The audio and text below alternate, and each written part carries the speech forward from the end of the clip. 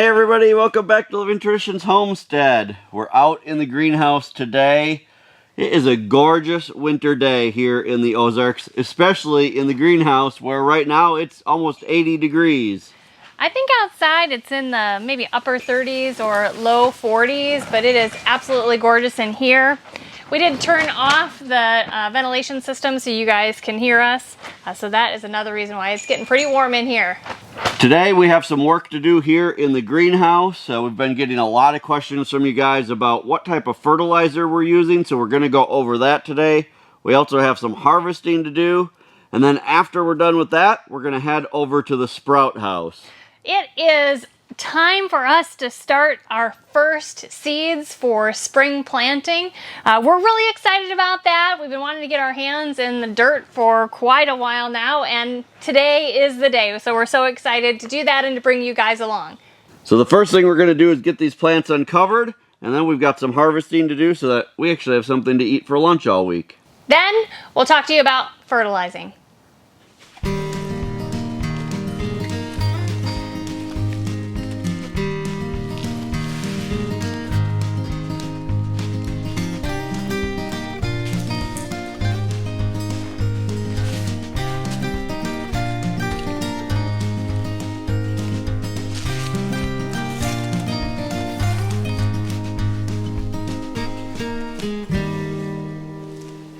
One of the main things that Kevin and I love to plant for fresh eating over the winter is lettuce, because we love to have a fresh lettuce salad pretty much every day for lunch, and so we go through a lot of lettuce. I think this year we planted like 12 or 14 buckets of different lettuce varieties, and right now they are looking absolutely wonderful.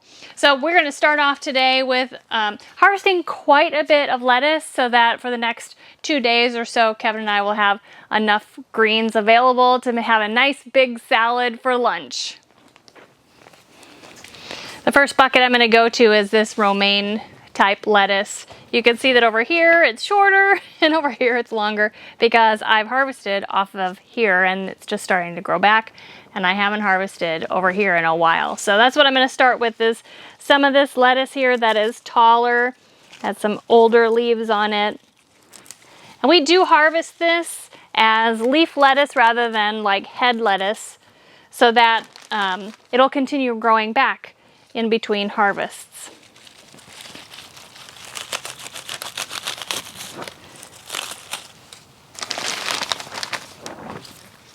With some of the troubles that we had in here at first in the fall, trying to get things figured out, our process and everything, some of the lettuces didn't germinate very well.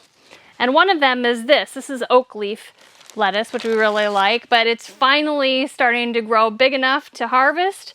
So today, this oak leaf harvest is actually our first out of these buckets. Now, this next variety is doing really well. We probably planted it a little bit too closely to each other, but it's doing great anyway. And I love the colors. I absolutely love this dark red kind of maroon color. This variety is called Rouge de Hiver. I'm probably saying that terribly, but it is so nice. It's very sweet and tender, and I just love the dark lettuces.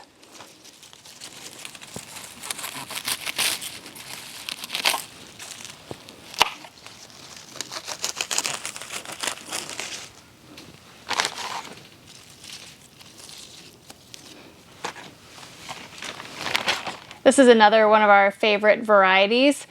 It's called Forellenschluss. It's an Austrian type of lettuce, and that means spotted trout. So apparently these leaves look like a spotted trout. It's one of our very favorite kinds of lettuce.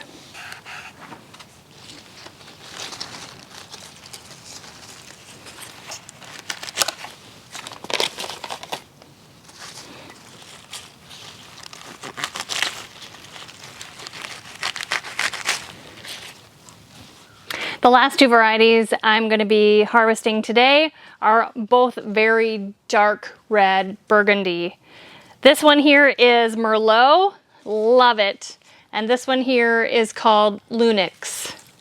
Both of them are a shorter variety. They haven't been getting very tall, but I still harvest little bits at a time because I just love the color in our salads.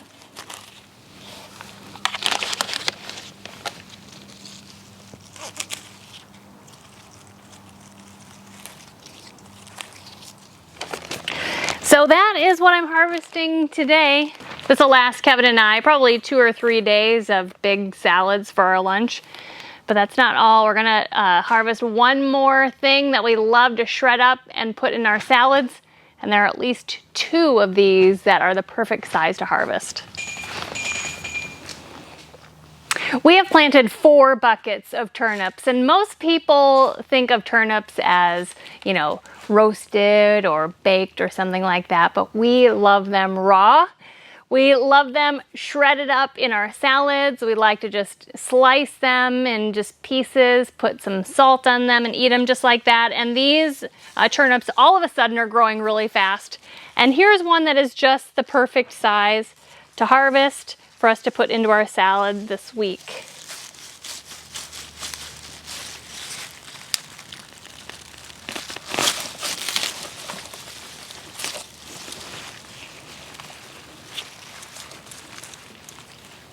Look at that beauty. That is something to be proud of. Very thankful for these. Let's see if we can find one more. Here's another one that's ready. It's a little bit smaller than the last one that I harvested, but still will be really yummy in our salad. We like to wait until there's the size of like a baseball. This one's not quite baseball sized, but it is still exciting to be harvesting fresh veggies from the greenhouse for our salads. Turnips will actually be one of the very first things that we replant here in the greenhouse. They'll germinate at about 40 degrees and grow all through the winter in this greenhouse. Now, this greenhouse is unheated, so we only grow cold weather plants that can survive, you know, a frost. These, even though they've been covered, they've been in this greenhouse overnight and it's gotten into the 20s and the teens and they're still doing well. So turnips are coming up soon to be replanted in the greenhouse. One of the other reasons why we're harvesting today is because we're also going to fertilize today. And I always like to harvest just before we fertilize. Now, right now we're using a granular fertilizer, which means we'll sprinkle it over the pot and a lot of times over the plants itself. And so by harvesting first, I don't have to worry about any kind of residue because afterwards we're going to water it in really well.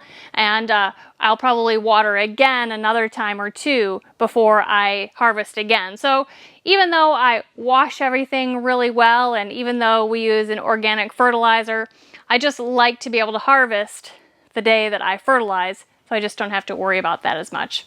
So speaking of fertilizing, we're going to get going and we're going to show you and tell you all about the organic fertilizer that we've been using in the greenhouse. When we first started growing in this greenhouse last fall, we started using fish emulsion, which we've used a lot in our other greenhouses, like when we're doing plant starts and things. But we realized quickly that with the amount of these buckets that we're watering in here, we were having to do the fish emulsion way too often. Watering buckets and plants in buckets like this is way different than fertilizing in the ground. In the ground, things don't just kind of wash away really quickly, but in these buckets, because we have holes in the bottom for drainage and everything just kind of washes right through, basically every time you water, you're kind of washing out the fertilizer that you used. With the granular fertilizer that we switched to, that isn't as much of a problem. Now, we did have to make some adjustments. On this fertilizer, it says to do this once a month.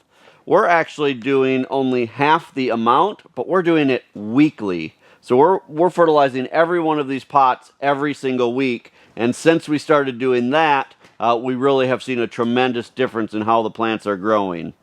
Now, like I said, when we first started growing in here, we looked at a lot of different types of fertilizers online and things. But you guys, really, we ended up going with this brand really because it was available locally. we're able to just pick this up at Home Depot, which, I mean, when I say locally, our closest Home Depot is an hour and a half away, but so we're able to, every time we get to Springfield, which is where the closest Home Depot is, we pick up several bags of this, and that way we can just have it on hand. So for us, this has been working really, really well. We're going to show you guys how we apply this today, and then we're going to get everything done here in the greenhouse. Now, the way that we use this Garden Tone fertilizer is basically we put it in a bucket so we can just keep it out here in the greenhouse and it stays nice and dry. And then, I mean, there are directions on the back as far as how much to apply, but again, we're using a different amount.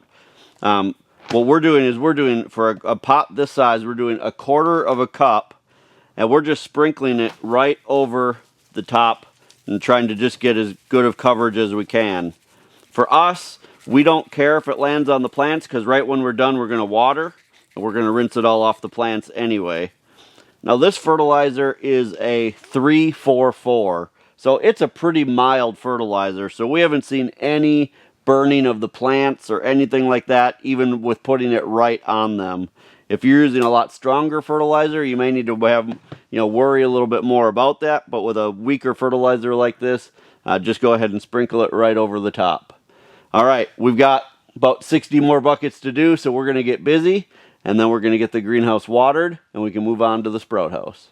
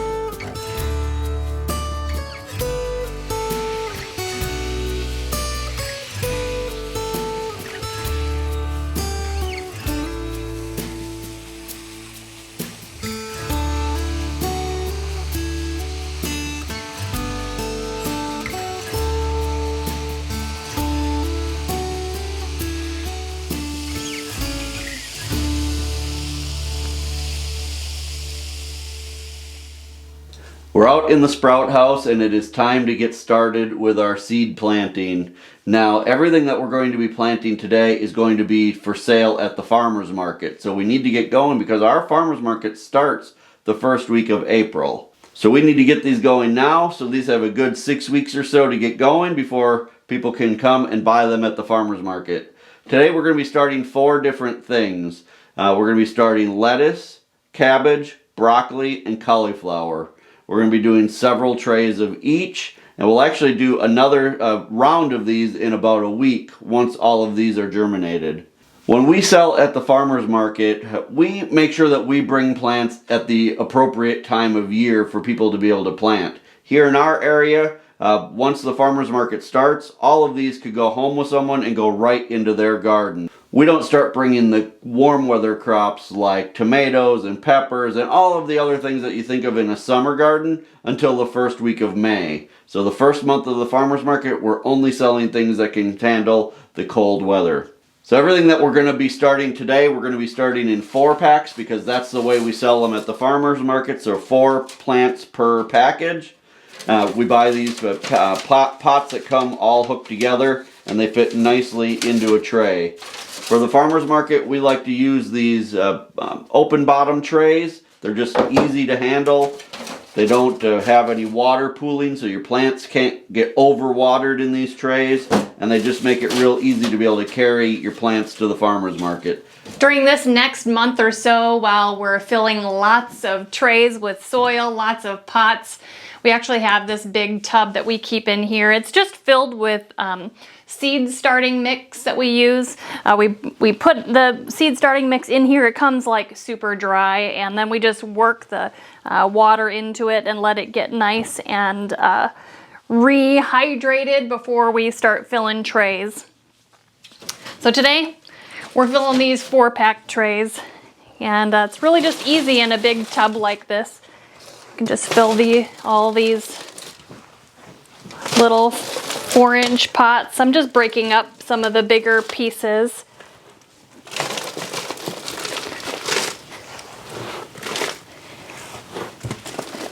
then just spread it around. Make sure all of the little compartments get filled with seed starting mix. Now, because we start lots of plants for the farmer's market, we need a large volume of seed starting mix, probably much more than you guys would need. So our seed starting mix comes from a wholesale company, but if you're doing a much smaller scale, you guys, seed starting mix is relatively inexpensive, and you can find it at Walmart or Home Depot, big box stores. The Jiffy brand seed starting mix has kind of an all natural, I think it might be even labeled organic seed starting mix. So that would be perfect. Now we have filled the rest of the trays that we need for today. So we can just get started. I don't need to fill any more. This is the last one. So like Kevin said, we're going to be starting lettuce, cabbage, cauliflower, and broccoli. So let me just quickly tell you the varieties of those vegetables that we're going to be starting and where they came from. So the lettuce that we're going to be starting is our favorite lettuce blend, and it is the Rocky Top lettuce blend, salad blend from Baker Creek. We love this. We've been growing this for like 6 years or more. The cauliflower we're going to be growing is a Snow Crown hybrid. It's from Totally Tomatoes, and I have picked this because it matures very quickly. Here in southern Missouri, we have a very short spring and we have a relatively short fall. So these cold weather plants, we want to find varieties that are going to produce really quickly. We have relatively mild winters, but when spring comes, it turns quickly from cool to hot fast, and vice versa. It stays hot a long time into the fall. So if we want to grow fall plants, they need to mature quickly. So that's why I got this cauliflower. Again, Snow Crown hybrid from Totally Tomato. The broccoli is also fast maturing. This is the Marathon hybrid. This is from Burpee. And then the cabbage this year is called Earliana from Burpee, and it is also fast maturing. So that's what we're going to be planting today. Now, while I'm planting today and starting these seeds, I'm going to be referring to our seed starting cheat sheets. We have developed these really for us to remind us when we should be starting our seeds, how deep to plant them, any other information that we need to be thinking about when we're starting seeds. And we created it in a way that it can be used anywhere in the world. As long as you know when your last frost date is, you can use this to figure out when and how to plant your seeds. We have these for sale in our Etsy shop for $2. It's very helpful. It tells you all about planting vegetable seeds, herb seeds, and flower seeds. So using our cheat sheet today for vegetables, starting with broccoli, our cheat sheet tells us that we should be starting these seeds 4 to 6 weeks before we want to plant them. Plant them 1/4 inch into the soil. That it's not necessary to put them on a heat mat, but it's okay. It will just help them germinate faster. And so we're gonna get started with our broccoli seeds. Now this whole tray, we're gonna plant broccoli, and actually we'll probably plant another tray of broccoli. So just using a pen or a marker or something, I'm just gonna scoot the soil away about 1/4 inch down just to give me a little planting hole. Everybody does this differently, and you know, none of it is wrong, and none of it is, you know, an absolute, you have to do it this way. Just whatever works best for you. You could even use your finger if you want. Most times I use a pen, but I just have a marker out here right now.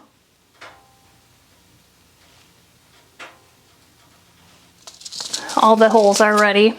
I'm just gonna open up our seed packet, dump out a bunch of seeds in my hand. Now I prefer to plant 2 seeds per hole because I want more opportunity for there to be germination, so I don't have to replant or worry about a 4-pack that only has 3 plants in it. So I'm going to plant 2 seeds per hole.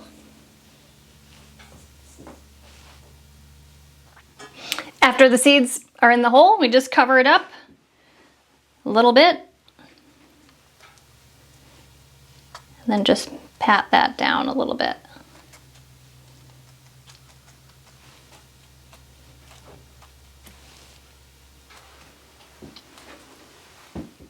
Now everything else we're planting today is planted exactly the same way as I just planted these broccoli seeds, except for the lettuce.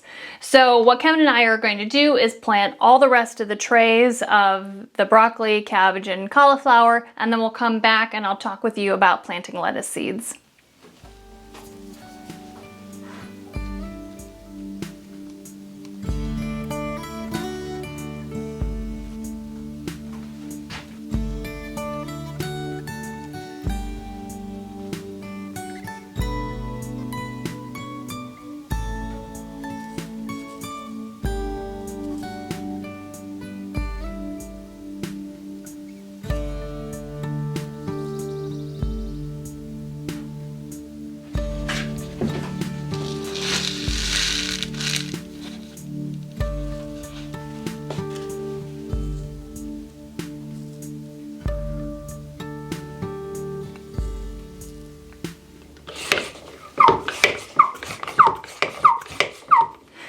Now that the first trays are all planted, we're going to go ahead and water them. For these seeds, I like to use a pump up sprayer to water them. It works really well. It doesn't disturb the seeds, and it does a really thorough job watering. These we got on Amazon and we really like them. The original pump sprayer that we got just like this was sent to us from a subscriber probably 4 years ago already, and since then we've absolutely loved it and just continue ordering more as we need them. Now once these seeds are up and the tiny little plants are established a little bit more, then we switch to kind of a homemade water bottle system that Kevin came up with for us. Basically, I mean, you can see that this is just an old Gatorade bottle, and he took the top off, and I think he melted a hole in the top actually, or drilled out a hole, and just put a piece of plastic tubing. And it works so well for watering, just like the little seedling plants. It just does a better job, I think, of getting more water to each little cell of dirt than a spray bottle does, like this. So once they get bigger, we'll switch. But for now, this kind of watering system with a pump up like spray bottle works really well.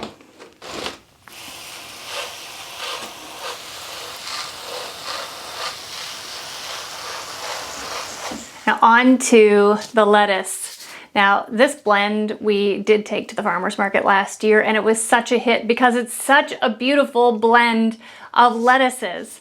So lettuce is a little bit different to sow than, you know, other plants, because you pretty much surface sow them, which means you just put a few seeds just right on the top of the soil. Now I'm going to be planting, I don't know, 3 to 5 seeds per cell.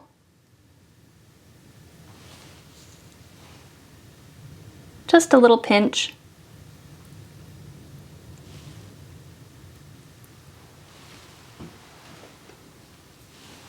And then you can either just pat them down with your finger like this to make sure that the seeds make contact with the soil, or what I like to do is just kind of ruffle the soil up and then pat them down. Just ruffle it up just a little bit and then pat them down.